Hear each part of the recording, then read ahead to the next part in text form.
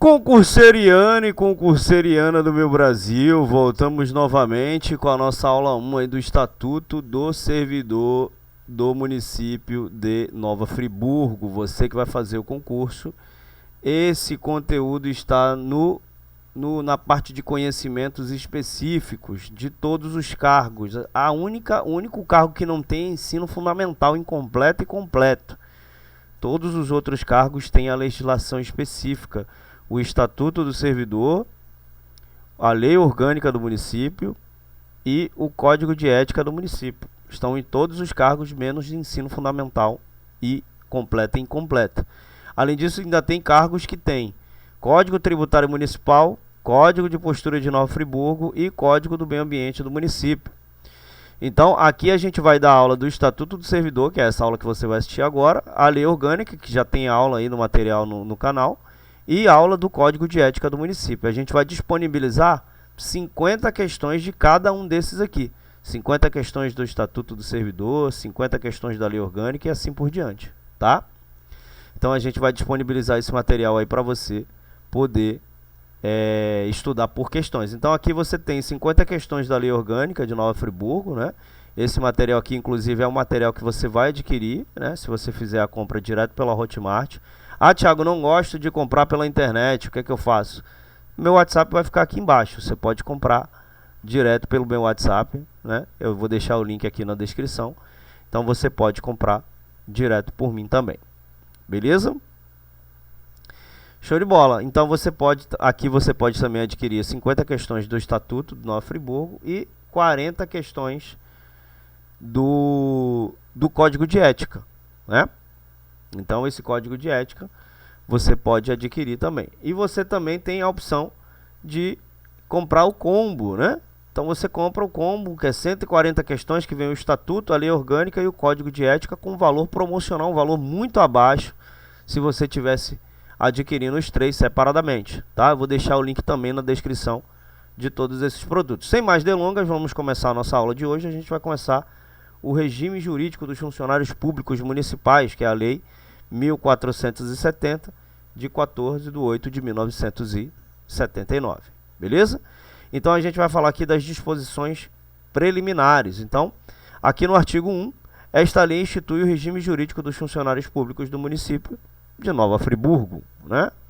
Então, o que quer dizer isso? Vamos descobrir agora. Deixa eu fechar aqui, porque senão meu computador fica muito lento. Beleza? Então aqui esse regime, né, ele estabelece o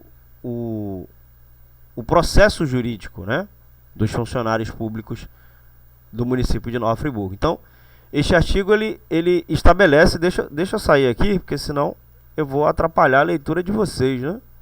Deixa eu sair aqui. Beleza, então esse artigo ele estabelece o propósito da lei, né, que é criar o regime jurídico que regula os funcionários públicos na cidade de Nova Friburgo. Então, o artigo 2 ele diz o seguinte, ó, o serviço público do Poder Executivo do município de Nova Friburgo é prestado por quem? Por funcionários.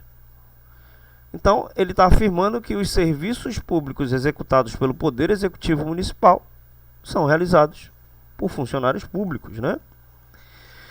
Então, aqui no artigo 3, funcionário público é o titular de um centro de deveres, atribuições e responsabilidades cometidas pelo chefe do Poder Executivo ou seu substituto. Legal. Isso é o que está falando o artigo 3. Então, o funcionário público é o titular de um centro de deveres, atribuições e responsabilidades. Então, funcionário público. O que é funcionário público? É a definição que se aplica a indivíduos que trabalham no serviço público na cidade de Nova Friburgo.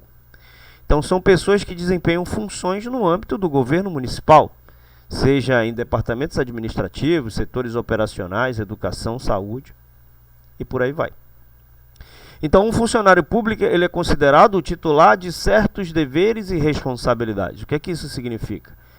Que ele ou ela é a pessoa responsável por executar as tarefas e cumprir as obrigações relacionadas à posição que ocupa no serviço público, Então, cada funcionário público possui um conjunto específico de deveres, de tarefas, de obrigações e responsabilidades, né, relacionadas ao cargo que ocupa. Esses deveres e responsabilidades podem variar de acordo com a natureza do cargo, o setor de atuação e o nível de responsabilidade. Então, os deveres, atribuições e responsabilidades dos funcionários públicos são atribuídos a quem? Ou designados a quem? Ao chefe do Poder Executivo do município. Quem é o chefe do Poder Executivo do município?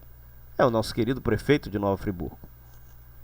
Ou por alguém que substitua ele legalmente, né? Então, significa que a autoridade máxima do Executivo Municipal, ou seu representante autorizado, tem a capacidade de definir o que cada funcionário público deve fazer em seu respectivo cargo. Beleza?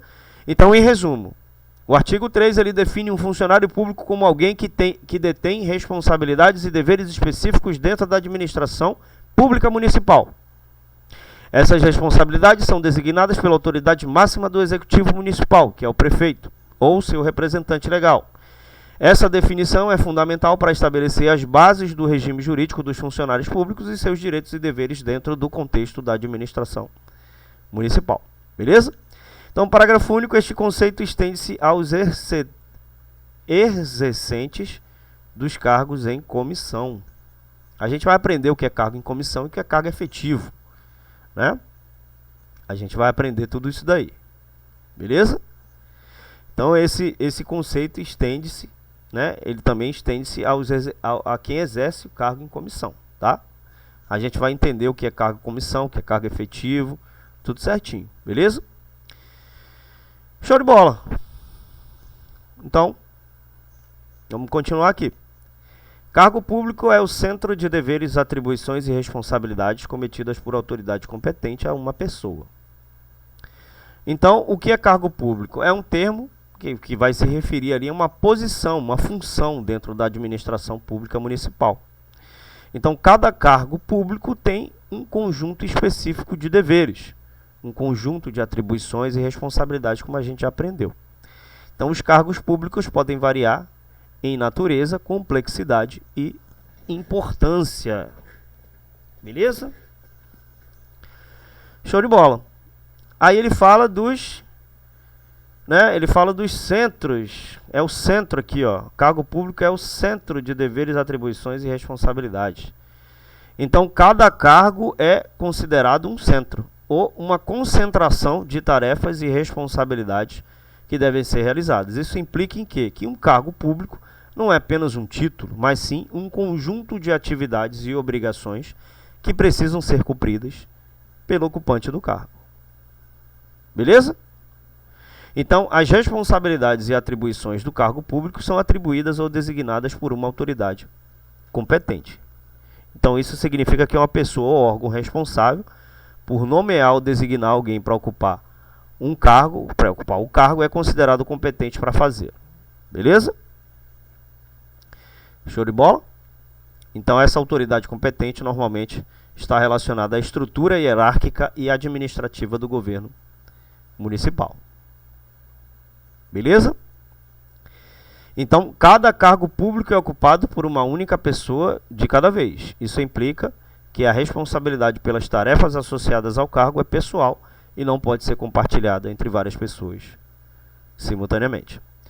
Então, aqui no parágrafo único, os funcionários são organizados em quadros do pessoal de provimento efetivo e de provimento em comissão. Né? Então, vamos lá. Né? Aqui, a lei institui que aqui vai acrescentar uma importância, né, uma importante explicação sobre a organização dos funcionários públicos em categorias específicas. Né? Então, aqui é o seguinte: funcionários são organizados em quadros de pessoal. O que são funcionários? Todas as pessoas que trabalham no serviço público, incluindo aqueles ocupantes de cargo público. Né? Eles são organizados em quê? Em quadros. Isso significa que os funcionários públicos são agrupados ou classificados em diferentes categorias ou quadros, com base em certos critérios ou características específicas. Então, essa é uma das categorias em que os funcionários públicos são organizados: provimento efetivo, geralmente se refere não, né? Se refere aos funcionários públicos que foram admitidos mediante concurso público e que possuem estabilidade no cargo, né? Geralmente, quando você tem um cargo efetivo, não confundir cargo efetivo com estabilidade, né? Efetivo é aquele que você faz concurso público. Você só ganha a estabilidade depois que você passa no estágio probatório. São 3 anos. Então não confundir provimento efetivo com estabilidade. Provimento efetivo se refere a funcionários que são admitidos mediante concurso público. Você fez uma prova de concurso público, você é considerado um cargo efetivo, né? Fez concurso público, é efetivo. Agora você só ganha a sua estabilidade depois. Agora, existem provas de concurso público, que a gente vai explicar mais para frente, que você pode ser temporário, né? Pode ser um processo seletivo, mesmo assim você faz um concurso público. Então, o provimento efetivo se refere a sempre um funcionário público que foi admitido por um concurso público e que ele vai possuir, depois do estágio probatório, a estabilidade. Beleza? Então, esses funcionários têm vínculos mais o quê? Mais duradouros com a administração pública. E tem o de provimento e quadros, né, de provimento em comissão. Essa é uma outra categoria que os funcionários públicos são organizados. O que são provimento em comissão? Se refere aos funcionários públicos que são nomeados para cargos de confiança e não passam por concurso público. Eles são geralmente designados para cargos de liderança, assessoria, chefia, né? Uma função que exige um alto grau de confiança do chefe do Poder Executivo ou de seu substituto legal. A gente vai aprender que provimento em comissão é de livre exoneração e de livre nomeamento e de livre nomeação. Você é livre para ser nomeado, mas você também não tem estabilidade nenhuma. Se o chefe do Poder Executivo, se o prefeito quiser te tirar de lá, ele te tira. Então você pode ser funcionário público de provimento efetivo, aquele que você fez uma prova de concurso e depois do estágio probatório você ganhou sua estabilidade, e você pode ser de cargo em comissão, aquele que o prefeito escolhe você, vem para cá ser chefe, vem para cá fazer uma assessoria, e aí você tem essa possibilidade de ser funcionário público também. Beleza? Então, comissão não precisa de concurso público e provimento efetivo precisa de um concurso público. Ok? Show de bola. Os vencimentos dos cargos correspondem a padrões básicos previamente fixados em lei. Então, vencimento é salário.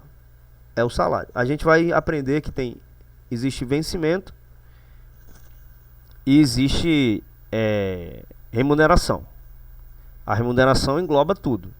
E o vencimento é o valor seco, o valor do seu salário. A remuneração engloba tudo. O vencimento, que é o seu salário, as gratificações, enfim. Mas a gente vai chegar nessa parte para você não confundir, tá? Então, o vencimento corresponde a padrões básicos. Eles são fixados em lei. O que são vencimentos? Em termo, eu vou falar bem superficial, porque a gente vai se aprofundar nesse assunto, né? Então, esse termo ele se refere à remuneração ou salário associado ao cargo público. Mas vencimento está mais ligado ao salário. A remuneração é uma forma de vencimento também, porque dentro da remuneração existe o vencimento, as gratificações, existe tudo. Mas o vencimento é basicamente o salário seco, sem nada. É o seu vencimento, né? Em outras palavras, é a compensação financeira que um funcionário público recebe pelo desempenho de suas funções no cargo. Então, se você for fazer uma analogia, vencimento é o seu salário. Então, eles correspondem a quê? A padrões básicos. O que significa? Significa que a remuneração dos cargos públicos está relacionada a padrões básicos pré-definidos. Em termos simples, né, o valor do salário de um funcionário público não é arbitrário, mas segue créditos, né, segue critérios estabelecidos em lei, né? Então, a lei estabelece os padrões básicos de remuneração para os diferentes cargos públicos. Então, isso implica que o valor do salário de cada cargo é determinado com antecedência de acordo com a legislação aplicável. Porque um cargo público, por exemplo, auxiliar administrativo, ele só existe porque existe uma lei prévia que criou esse cargo e essa lei também criou o salário desse cargo, que a gente vai aprender também, né? Então, a posse, né, que você vai aprender também, é a investidura do cargo criado por lei. Beleza? Então a gente vai chegar nessa parte também. Então, até aí está tudo bem, né? Previamente fixado em lei, a lei estabelece os padrões básicos de remuneração para os diferentes cargos públicos. Ok? Em resumo, o artigo 5º ele estabelece que a remuneração para cargos públicos segue padrões básicos pré-definidos por lei. Isso garante que a compensação financeira dos funcionários públicos seja transparente e regulamentada por normas legais, evitando discrepâncias arbitrárias nos salários. Então, a fixação prévia em lei, né, também ajuda a assegurar a equidade e a justiça na remuneração dos funcionários públicos do município. Show? Disposições preliminares. Artigo 6. Os cargos públicos do município de Nova Friburgo são acessíveis a todos os brasileiros, observadas as condições prescritas em leis e regulamentos. Então, aqui, cargos públicos, o que se refere? Posições de empregos ou funções dentro da administração pública, né? Como a gente já falou anteriormente. São acessíveis a todos os brasileiros. Provavelmente a gente vai chegar no artigo que ele fala que todos os brasileiros, inclusive os brasileiros naturalizados, também têm direito a esses cargos. Né? Não é só brasileiro nato. O brasileiro naturalizado também tem. Provavelmente a gente ainda vai chegar nessa parte. Então aqui ele estabelece que todos os cidadãos brasileiros têm o direito de concorrer a cargos públicos, inclusive os naturalizados. Tá? Observadas as condições prescritas em leis e regulamentos. Embora os cargos públicos sejam acessíveis a todos os brasileiros, isso deve ser feito de acordo com as condições e requisitos estabelecidos em leis e regulamentos específicos. Em outras palavras, para concorrer a um cargo público em Nova Friburgo, os candidatos devem atender aos critérios e condições estabelecidos pela legislação local, que pode incluir requisitos de qualificação, processos seletivos, né, como concursos públicos e outros critérios específicos. Então aqui no 7 é vedado, ou seja, é proibido, a atribuição ao funcionário de encargos ou serviços diferentes das tarefas próprias do seu cargo, como tal definidas em lei ou regulamento, ressalvados os casos de readaptação por redução de capacidade física e deficiência de saúde e de calamidade pública. Então o que o artigo 7 está falando para a gente? Ele está falando que é vedado as atribuições de encargos ou serviços diferentes, né? Diferentes das tarefas que você deve exercer. Então esse trecho ele estabelece que é proibido atribuir a um funcionário público encargos ou serviços que não sejam relacionados às tarefas específicas e próprias do cargo que ele ocupa. Em outras palavras, um funcionário deve realizar apenas as atividades que estão previstas em lei ou regulamentos para o seu cargo. Beleza? Então, ele tem tarefas próprias do seu cargo, refere-se às responsabilidades e deveres específicos, né, que estão associados ao cargo ocupado. Então, existem duas exceções a essa regra. Primeiro, se o funcionário sofre uma redução da capacidade física ou tem deficiência de saúde que o impeça de realizar as tarefas próprias para seu cargo, ele pode ser readaptado. A gente vai aprender também o que é readaptação. Readaptação é quando, por motivo de saúde, você tem que mudar de carro. Por exemplo, você está lá trabalhando como motorista, aí você está com um problema na coluna, você não pode mais dirigir. Então você vai ser readaptado a uma função mais tranquila, que você fique sentado, que você fique mais tranquilo. Então nesse caso você pode ser atribuído uma função diferente da que você exerce, justamente pela sua condição de saúde, né? Então nessas circunstâncias ele pode ser readaptado para funções compatíveis com a sua condição física ou de saúde. E em caso de calamidade pública também. Então a segunda exceção ocorre em situações de calamidade pública, em caso de emergência, quando as circunstâncias exigem ações imediatas para lidar com uma calamidade. Um funcionário pode ser temporariamente designado para realizar tarefas fora do escopo ali do seu cargo regular, desde que seja necessário para lidar com a situação de emergência. Aqui no 8, os cargos de provimento efetivo dispõem-se em classes singulares ou série de classes. Super tranquilo, né? Cargo de provimento efetivo, como a gente já sabe. Cargos públicos ocupados por funcionários que passaram por um processo de seleção, né? Passaram por um concurso público, né? Então, a pessoa liga na hora da aula. Deixa eu atender aqui.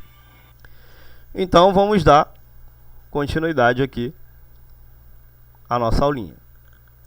Então, como a gente já sabe, cargo de... Ah, não. Ok, agora eu silenciei aqui. Agora parece que vai. Então vamos lá, perdão aí a vocês.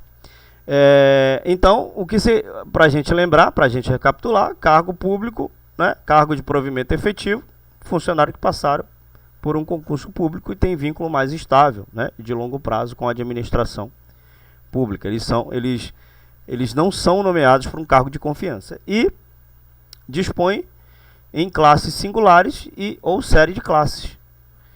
Então, esse trecho indica que os cargos de provimento efetivo são organizados em uma estrutura hierárquica, né? Ou categorias específicas. Então, essa estrutura pode ser composta por classes singulares ou série de classes.